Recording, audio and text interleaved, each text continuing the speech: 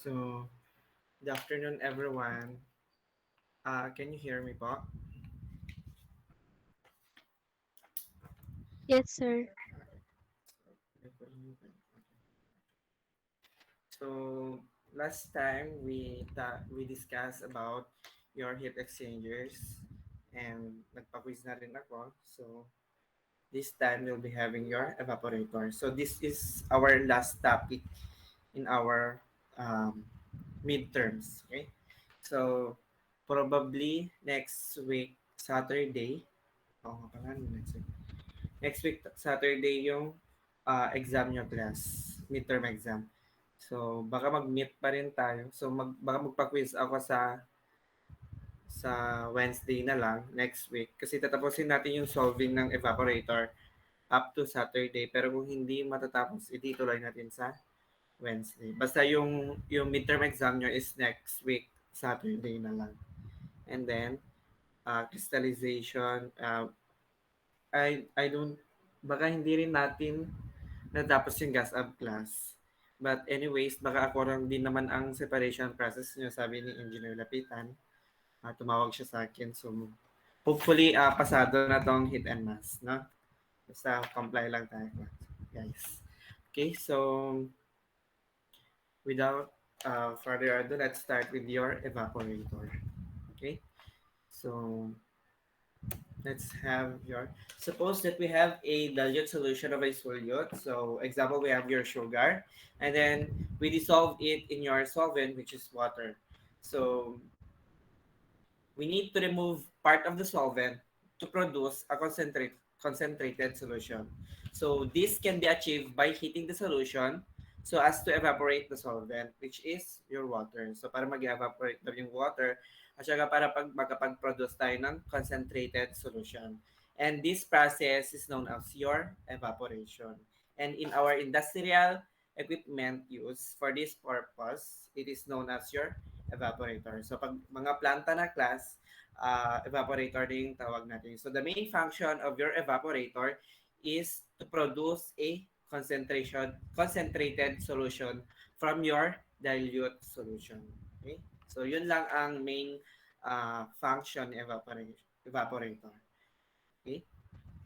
So short meeting lang to class. So baka before 7 matatapos na tayo, no?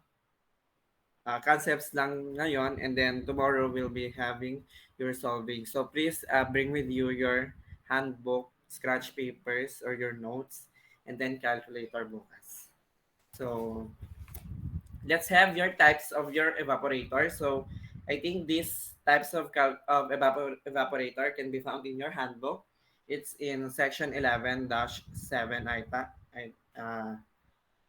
please, I recheck ko na lang later. So, or you can recheck it later.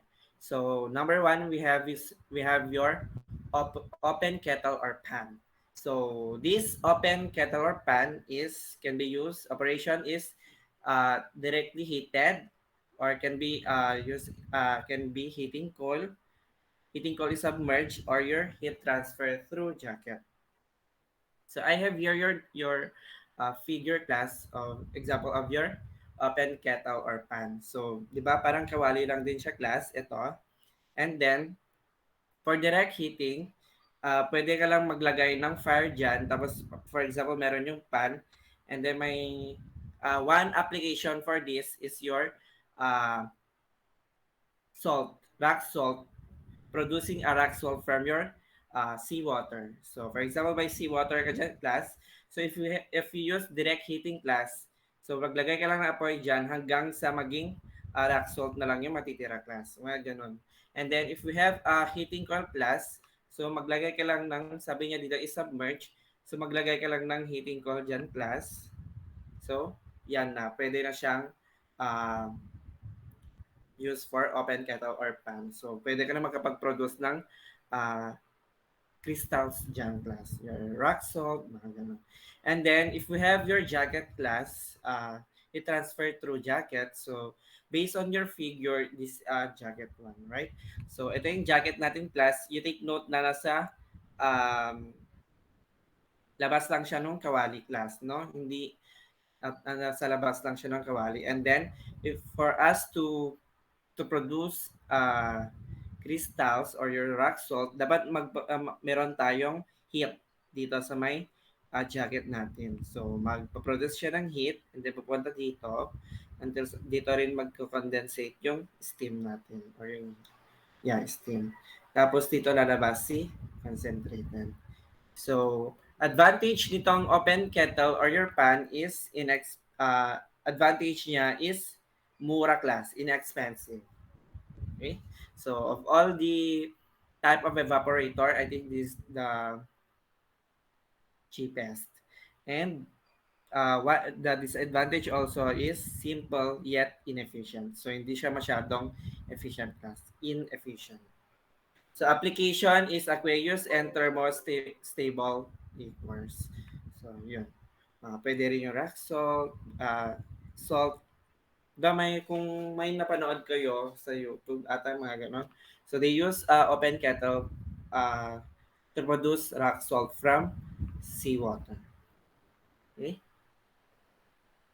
So, next is your horizontal tube natural circulation. So, steam enters the horizontal tube where it condenses. So, ito yung steam class.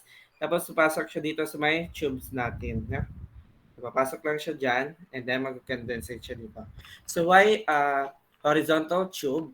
Kasi class, horizontal nga yung tube natin. Kaya, horizontal. No? And why is it that it's natural circulation class? Kasi you take note, we have here your hot fluid, and then this is your assume natin na yung feed natin is cold class, no? It's cold. So, di ba, during your convection, yung hot natin pumapaibabaw and then yung cold natin is bumababa. So, that's when tapos may vapor. Dito mag-evaporate yung mga steam natin and then dito magko-condensate din yung ibang steam natin. No? So, kaya natural circulation siya. So, may natural circulation na nagaganap kasi yung hot water pumupunta sa taas and then yung cold water bumababa. Okay? So, another advantage and disadvantage is that enhanced heat transfer. So, but complicated design and maintenance. So, mahirap yung maintenance ni class. So, yun lang. But I think efficient din to. It's more efficient than your uh, pan or open kettle. No? So, application for this is for non-viscous liquids. So, bakit kaya non-viscous liquids class? Kasi pag highly viscous siya class, yung feed natin, uh, kasi liquids with higher temperature will have lower densities. So, mas mahaba yung contact, there's a enhanced heat transfer, which is advantage ng uh, itong horizontal tube. So, and why is it that non-viscous siya class? Kasi pag viscous, highly viscous siya class, mahihirapan mag-flow pababa yung feed natin. So, yeah, mahihirapan siyang bababa yung feed natin. So, kailangan dapat it should be non-viscous liquids class. Okay? So, another one, dito apply natin yung highly viscous. So, and this is your vertical tube natural circulation. So, from the word vertical tube, vertical yung tube natin dito. And, sorry class, this is steam. Steam enters the vertical tubes and steam condenses in the outside tube. So, this is our steam class. So, papasok lang din siya sa mga vertical tube natin. And take note class na yung feed natin, as you can see in our figure, papasok siya. So, parang may daanan siya dito sa gitna ng mga tubes natin. Okay? So, parehas lang din sila ng advantage and disadvantages ni enhance ni ano yun? Horizontal tube. So we have also enhanced heat transfer but complicated design and maintenance. So this applies is for your viscous liquids like your sugar, salt, lye, and so on. So viscous liquids siya class para it can flow better, no? So para it can flow better, para pag ganyan lang siya.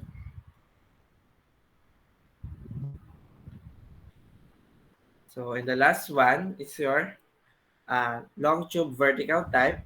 So liquid enters the vertical tubes, and yeah, vertical tubes, and steam condenses in the outside tube. Your advantage is contact time is low due to a non-circulation. Application niya is production of milk glass. So, dito class, kaya long tube siya class kasi wala siyang circulation na nangyayari. Kaya it's better na long tube yung ginagamit niya. Pero siguro depende sa design, hindi rin kasi siya pwede too long class. Dapat sakto lang yung haba niya. So, contact time is low class kasi wala ngang circulation ng nangyayari. So, this is your long tube or vertical type. So, usually, we use this long tube vertical type pag nagpo-produce tayo ng milk glass. So, steam enters in your vertical tubes. Tapos, dun lang din magko-condense sa outside tube natin. And then, dito papasok si feed until such time na magkakapag-concentrate tayo ng solutions natin. And then, dito mag-vapor yung mga steam din natin. Okay? So, yun lang class. You can read more in your handbook class. So, actually, nung hindi rin kami masyado nag-focus dito sa types kasi pinapabasa na lang sa handbook. More on calculations. Kami. So, let's have now your factors affecting evaporation. So, temperature sensitivity of materials. So, pharmaceutical products, fine chemicals, and foods are damaged when heated to moderate temperatures for relatively short times. So, they are damaged kapag moderate temperatures. So, some uh, some products kasi sensitive din sila sa temperature nila, no? Kung yung pagse-set natin ng temperature. So just like I think in sa Karasum ko class, sa temperature din ata kung bakit nag-yellow, or I think sa pH or temperature siya, may time daw kasi doon na nag-yellow daw yung sugar nila. I don't know if temperature ba yun or pH. Like that. So, may mga time talaga na sensitive temperature, no? So, special techniques are employed to reduce temperature of the liquid and some time of heating during evaporation. So, may mga special techniques daw. Okay? So, sensitive temperature of material. Yeah. So, another one is your foaming and frothing. So, foaming class pag gas bubbles, frothing is liquid bubbles. So, solutions like organic compounds tend to foam and froth during vaporization. No? So, the foam is carried away along with vapor leaving the evaporator, and entrainment losses occur. So, wala masyadong ganun. So next is your talaga pressure and temperature. The boiling point of the solution is related to the pressure of the system. The higher the operating pressure of the evaporator, the higher the temperature at boiling. Tama, right? Diba pag higher yung pressure natin, higher yung temperature natin. So gas lows.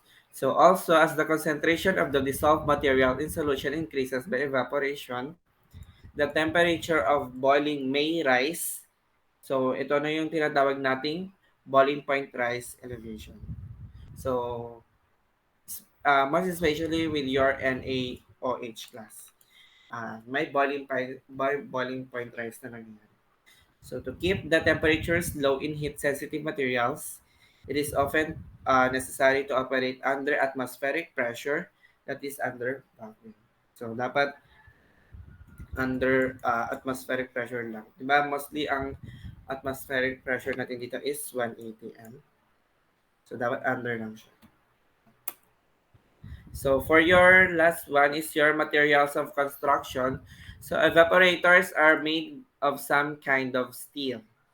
Huh? However, many solutions attack ferrous metals and are contaminated by them. So, copper, nickel, stainless steels can be used. So, kapag magde-design kayo ng evaporator nyo later, so you also consider the materials to be constructed. So, copper, nickel, stainless steels can be used. So, let's have now your concept in your single effect evaporator. So, I know this is not new to your class. So, in your evaporator, you have feed, vapor, and liquid. So, we usually have XF here, right? Yung mga concentration. And then, vapor, since vapor, wala siyang XV, mga ganun, right? Kasi water lang din naman yan class. So, wala siyang... And then you have here your XL class. Liquid or your XL. So, or sometimes, we use this as your product instead of liquid. And then, meron tayong XP class, right? So, if you use your overall material balance class, we'll be having your F is equal to your V plus L, or F is equal to V plus. So, depende sa inyo class kung anong gusto nyong gamitin. We can have your L or you can have your product. So, pag solute balance naman class, we'll be having your FXF is equal to your LX. Take note kasi na wala tayong vapor class. Kasi V times 0 lang din naman yan. So, cancel lang yun. So we'll have FXF and LXL lang. No? Sa single effect vapor. So, basic lang din naman sa inyo yung class kasi check-out lang din naman to, no? Overall material, balance, solute balance. So, important din kasi ito class kasi sometimes hinahanap natin yung liquid or your vapor class. So, another one. So, hindi ko na sinali si Steam kanina class kasi si Steam sa labas lang ng evaporator yan nangyayari class. So, for example, this is our evaporator class. Dito lang si Steam class, no? Sa labas niya. And ang hinahanap natin doon kanina is within your evaporator. And as you can see class, pumasok si steam, lalabas lang din naman siya. So, zero lang din naman siya. Right?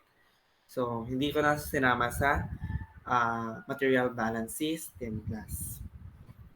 So, ang hinahanap lang natin dito class is your heat balance class. So, dito na natin sinasama yung steam natin class. So, pag nag-heat balance kasi ako class, I use it heat in is equal to your heat out. So, kung anong heat, di ba, kung anong ang pumasok na heat, yun lang din ang lalabas sa akin.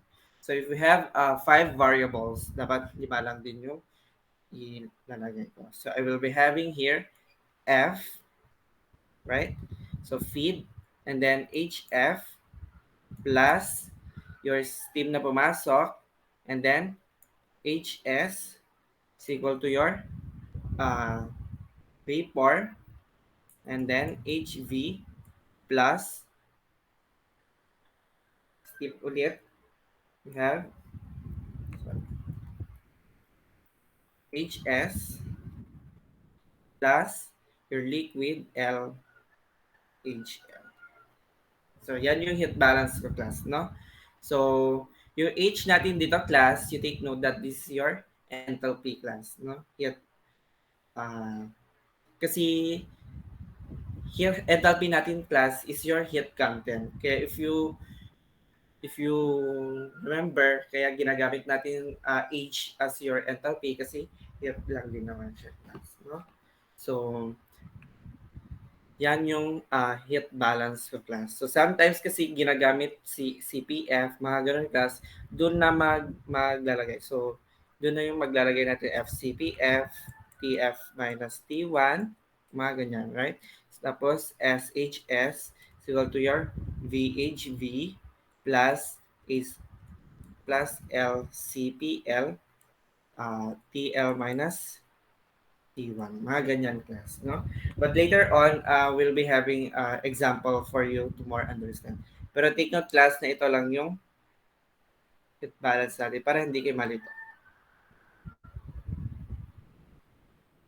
Okay?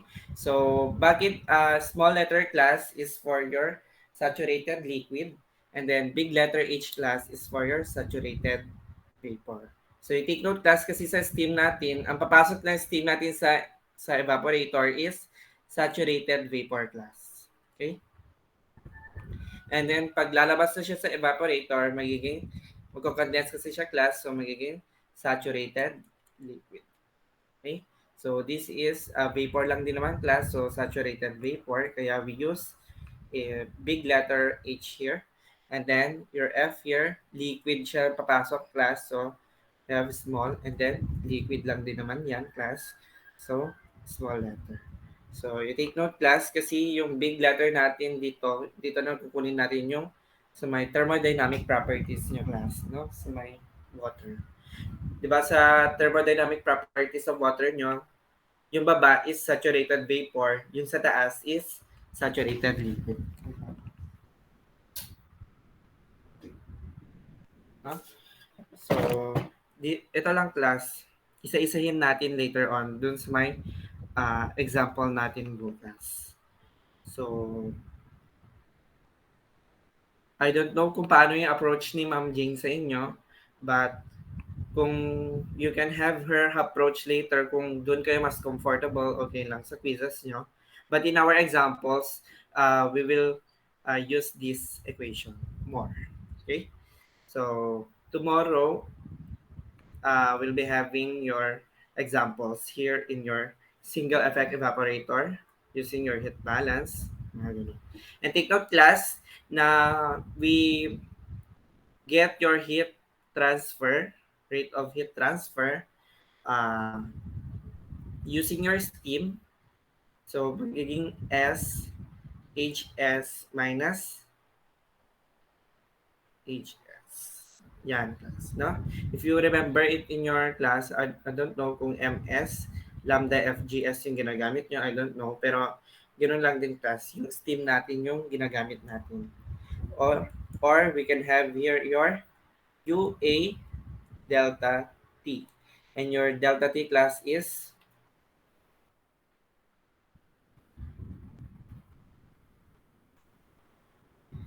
ES minus T1, right? So, ito lang class. Yung rate of heat transfer nyo, you can have it this way. S, HS minus HS, or is equal to your UA overall transfer coefficient times your area times your temperature difference of your steam and your evaporator. T1 here is your evaporator class, no? So, di ba pag sometimes kasi nagbibigay sila ng temperature ni feed, nagbibigay sila ng temperature ni vapor, and then may temperature din ni liquid, and then temperature ni steam plus. So, but take note na T1, pag walang boiling point rise, if we neglect your boiling point rise, T1 is equal to your TV and TL. Right? So, para-parehas lang yung T1 is equal to your TV is equal to your TL. You take note class na without boiling point rise. So bukas din mag-example tayo ng with boiling point rise. So sometimes kasi sa problem, ini-indicate yung boiling point rise. But meron din sa problem na hindi sinasabi na boiling point rise siya, pero gagamitin mo pala siya ng boiling point rise. For example, is your NaOH solution class. No? Gumagamit tayo ng boiling point rise pag NaOH solution yung given natin. So, to take note of this formula class, and then your heat and mass balance kanina, I don't think na magkakamali pa kayo dun sa heat and mass, sa mass balance kanina in your solute balance. So, dito siguro tayo magkakatalo sa may heat balance. No? So, tomorrow, we'll be having examples in this single effect evaporator. And of course, sa Saturday siguro, kung hindi natin makaya sa bukas yung with boiling point rice, since 3 hours naman tayo sa, do you call this? Sa Saturday, we can have your multiple effect evaporator and then yung boiling point rice. So, we'll maximize your time. No? So, you can read now if you want. So, actually, class, ganoon lang. So, pag feed, meron kang enthalpy ni feed. And then, pag steam, may enthalpy ka ni steam. And then, pag vapor, may enthalpy ka ni vapor. And then, pag steam, may enthalpy ka ni steam. And then, liquid. So, para hindi kayo mawala class, in every unit operations, pag nag-heat balance kayo, heat in is equal to your heat out. Heat out class. Okay? So, ito dapat, para kahit hindi mo na yan memorize later on, as long as you know yung figure, yung mga ganyan. Tapos, ganito yung heat balance niya, heat in equals heat out. Tapos, saturated vapor lang to, saturated liquid. So, makukuha mo yan class, no? Kasi I think sa ibang books, may mga formula silang iba. I don't know kung paano. But, we'll focus more on this na lang, no? So, ewan ko kung medyo mahaba siya para sa inyo, pero nakakatulong siya in terms later on, pag magre-review na kayo, makikita nyo agad, no? So, ito lang class yung memorize niya. I mean, kahit hindi nyo naman to i-memorize, kasi if you know the figure, you can get this heat balance. And then yung itong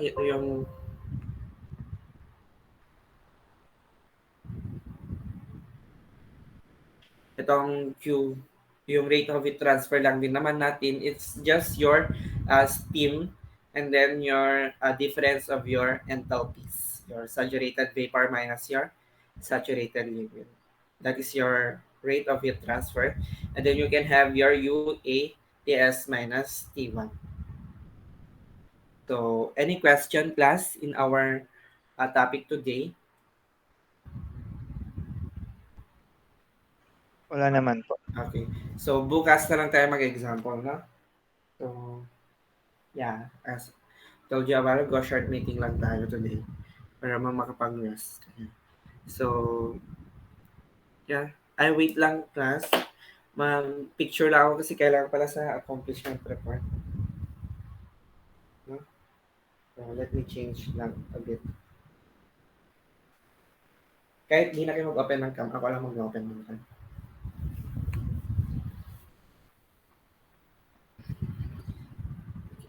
So, hopefully, kompleto kayo dyan. Okay, thank you. Kompleto naman. So, wait lang, class. Let's stop. Wait lang, class. Wait lang, class. Pag ganun lang ako sa laptop ko isa. Mas clear yung photo.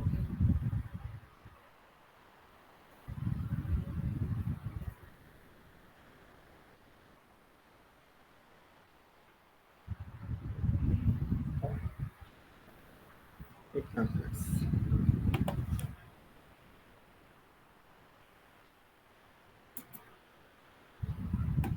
Wait lang, class.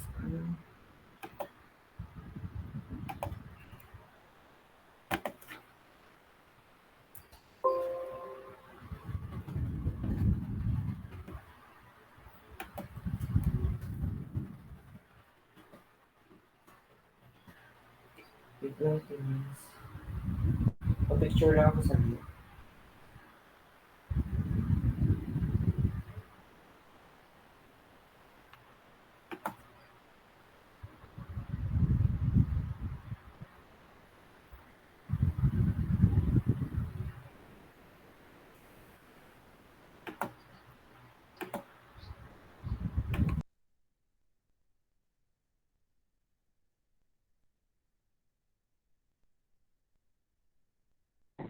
So guys, wala na si Sir.